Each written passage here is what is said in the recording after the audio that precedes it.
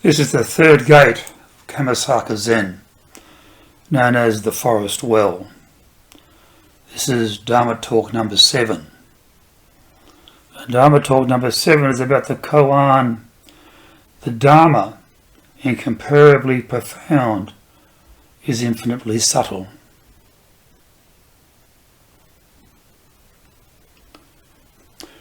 The Zen journey is one that transcends mere intellectual understanding, plunging deeply into the experiential and the ineffable.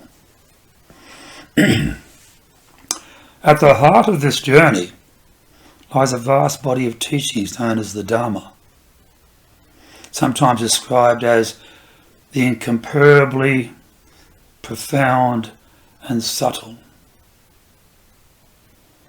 This is a phrase that encapsulates its elusive nature.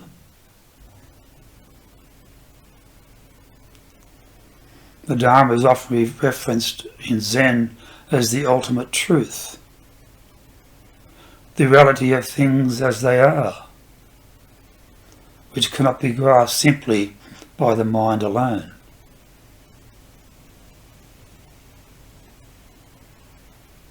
The meaning of this phrase explores its relationship to the journey in Zen practice,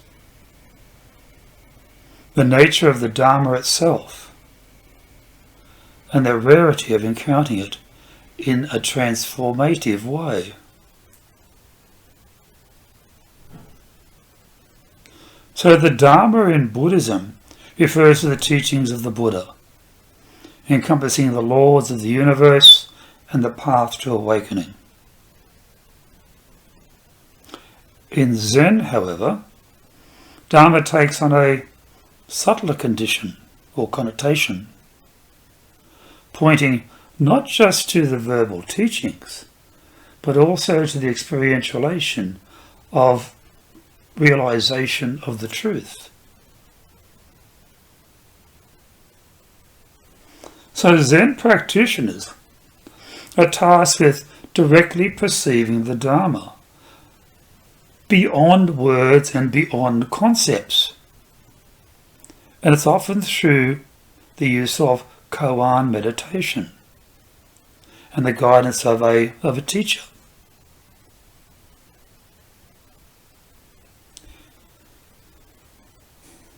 This emphasis on direct experience, it reflects the central concern in Zen.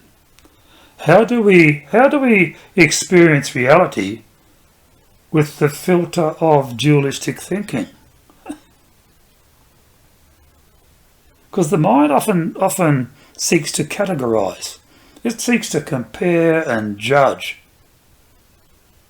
But the Dharma, in its incomparably profound nature, lies beyond these functions. It's not something that can be measured or weighed. Rather, it can only be realized through a shift in consciousness. The phrase incomparably profound suggests the depth of the Dharma. It reaches into the heart or the very heart of existence, beyond what the surface mind can comprehend.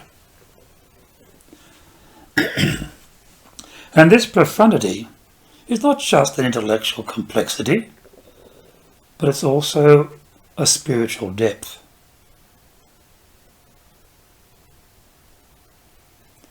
In Zen practice, practitioners are often encouraged to drop their conceptual frameworks, including religious or philosophical ideas that they have maybe previously clung to. And it's just this dropping away reveals the Dharma in its raw, unmediated form.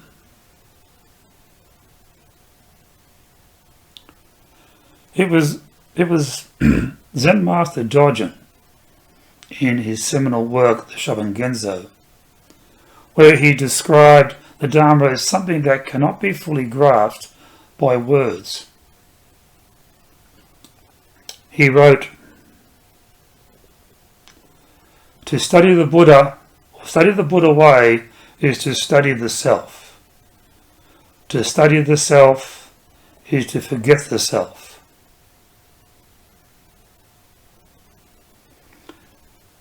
This forgetting of the self is a key step in experiencing the profundity of the Dharma.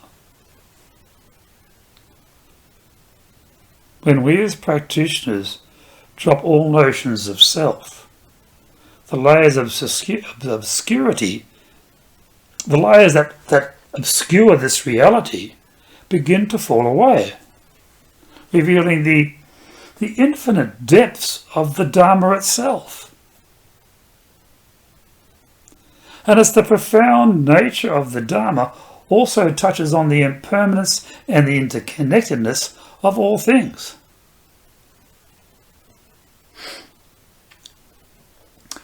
In Buddhism, everything is seen as interconnected, constantly arising and falling away. This understanding brings with it a sense of, or can bring a sense of, humility. As individual beings, we are part of something much larger and more intricate than we can ever fully grasp. In encountering the Dharma, one encounters the vastness of existence itself. While the profundity of the Dharma speaks to its vastness and its depth, its infinite subtlety refers to the way it permeates every aspect of life. And it's often unnoticed. Huh?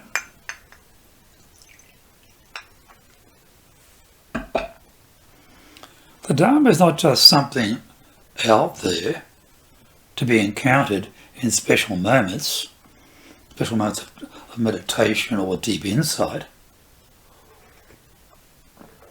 It is also present in the mundane, in the washing of the dishes, walking down the street, simply just breathing.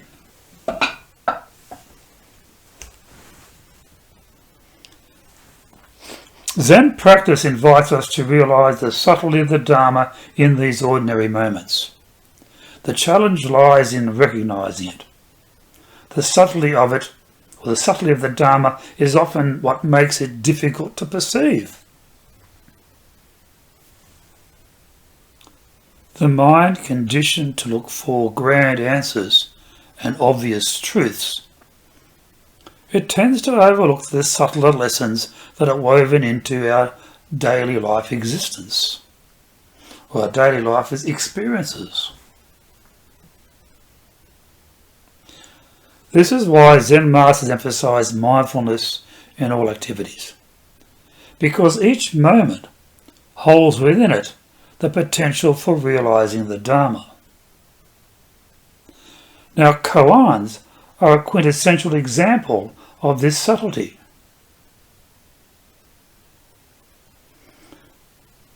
Take, for instance, the famous koan that I've talked about in previous videos.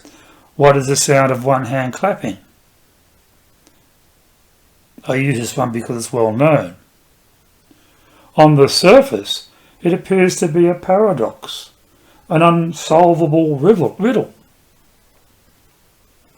The koan is not meant to be intellectually solved. It is meant to point to a subtler, deeper truth that can only be realized when one stops seeking answers. Stop seeking answers in the usual way.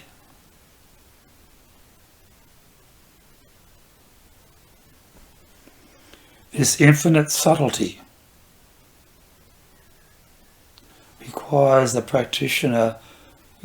us to let go of our usual mode of thinking and simply attune ourselves to a different, more intuitive way of knowing.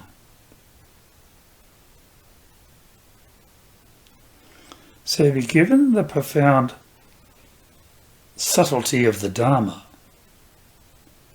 it is no wonder that it is rarely encountered. The rarity of true Dharma encounters lies not in the physical absence, but in the difficulty of perceiving it clearly. The Dharma is always present, but human beings caught up in distractions and attachments rarely have the clarity of mind to recognise it.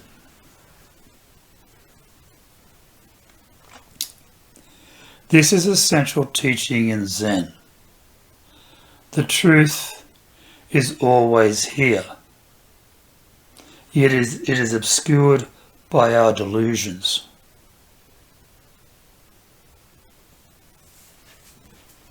So Zen practice is designed to cut through these delusions, allowing us to see clearly the reality as it truly is.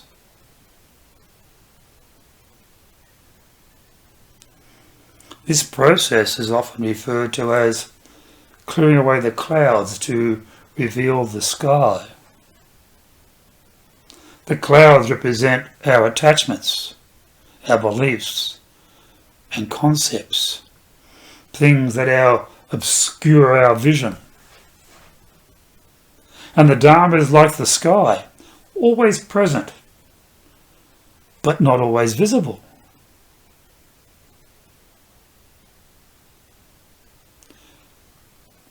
One of the reasons why the Dharma is so rarely encountered is the tendency of the human mind to seek outside itself.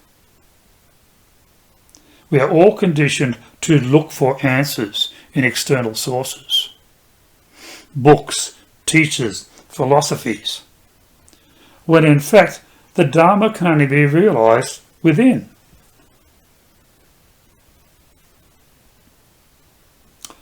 Zen teaches that the true nature of the self is no different from the nature of the universe.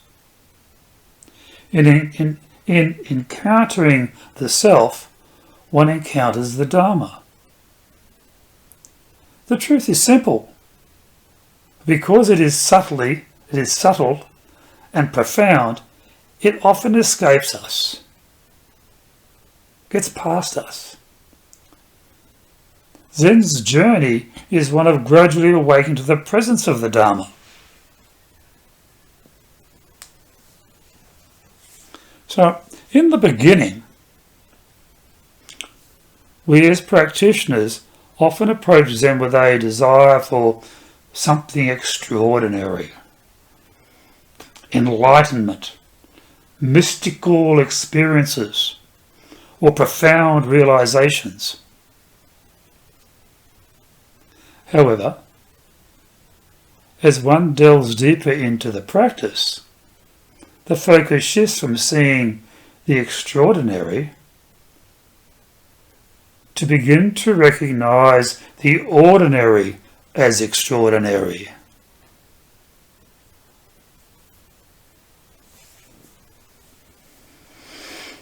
So meditation, or zazen, is the cornerstone of this practice of sitting in stillness.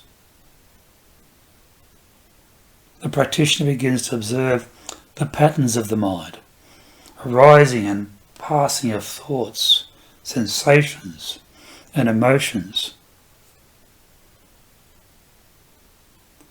And over time, this observation reveals the subtle nature of the Dharma,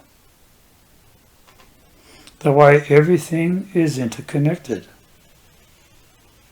impermanent, and without a fixed self.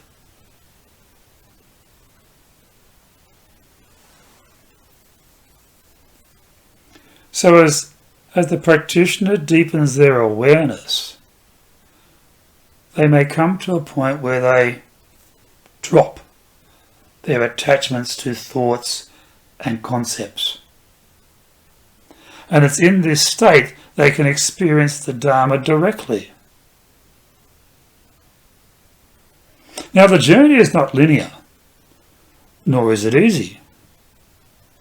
Along the way, we encounter resistance from both internal and the external.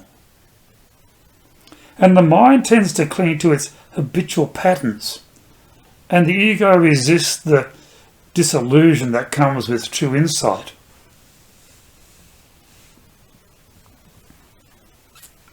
So Zen masters often use the analogy of polishing the tile to make a mirror, to describe the process of practice. At first it might seem futile, but over time the tile becomes smooth and reflective, allowing us to begin to see clearly. So koans play a crucial role in the Zen journey, serving as both barriers and also as gateways to the Dharma.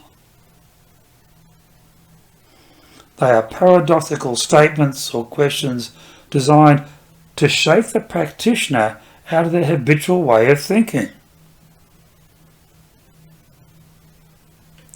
And koans force us to confront the limitations of logical, dualistic thought, so that we can enter into a space what we call unknowing, a space where the Dharma can be encountered directly. For example, the koan mu, often translated as nothingness, is one of the first koans given to new students. The practitioner is asked to meditate on the question, does a dog have Buddha nature? The answer, according to the koan, is mu, mu. Now the practitioner must wrestle with this seemingly nonsensical response until their conceptual understanding simply collapses, allowing them to see the truth of the koan for themselves. This experience is often described as a direct encounter with the Dharma.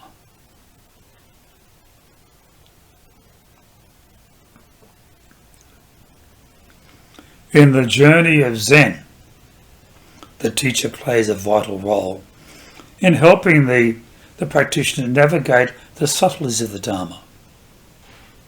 A Zen teacher is not merely a lecturer or philosopher. They are someone who has experienced the Dharma directly and can help to guide others to that same realization. Through private interviews, which we call dokusan, and public talks we call teshio, the teacher challenges the student to simply learn to let go of their perceived or preconceived notions and to start to look clearly or to see clearly.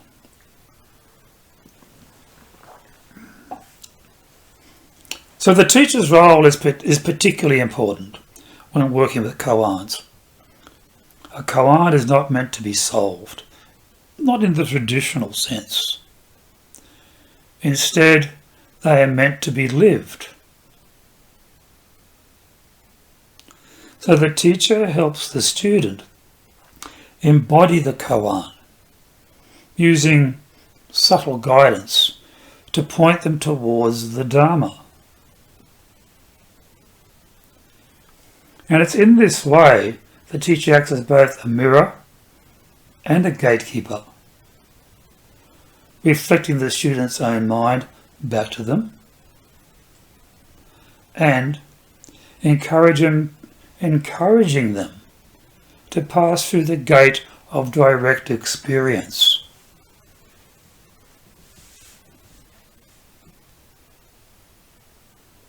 So, in conclusion, this particular phrase, the Dharma, incomparably profound and infinitely subtle, is rarely encountered. This koan encaptures the essence of the Zen journey. The Dharma, as the ultimate truth, lies beyond the grasp of intellectual understanding. It is profound, and it's reaching into the fabric of existence, and it is subtle, permeating even the most ordinary moments of life.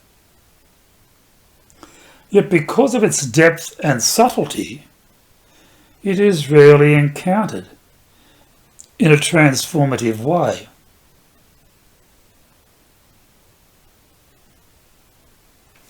The journey of Zen is one of slowly awakening to this truth through meditations, koans, and the guidance of a teacher.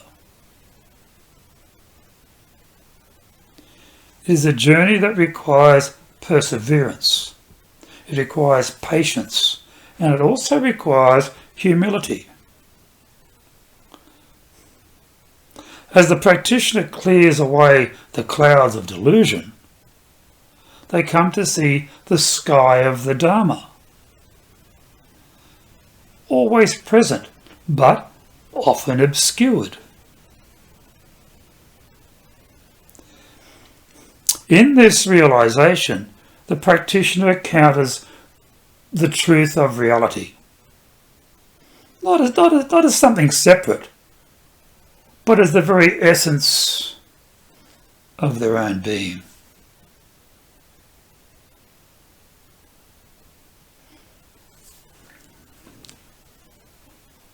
I hope this talk has been of benefit. Thank you for watching.